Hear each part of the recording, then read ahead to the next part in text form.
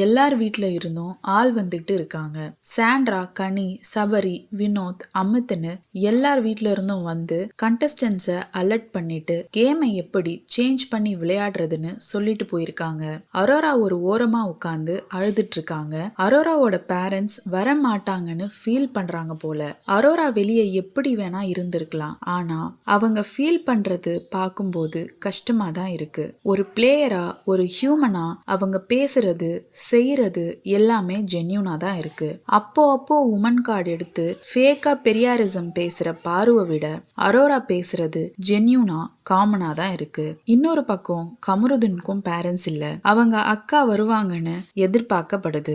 அரோராவும் கமருதீனும் அன்புக்காக ஏங்குறாங்க. அதுக்கேத்த மாதிரி ஓட் மூலமா அவங்களோட ஃபேன்ஸும் நாங்க இருக்கோம்னு நிரூபிச்சுட்டு தான் இருக்காங்க. அரோராவையும் கமருதீனையும் பார்க்க வீட்டுக்குள்ள யார் வருவாங்கன்னு நினைக்கிறீங்க? கமெண்ட்ல சொல்லுங்க.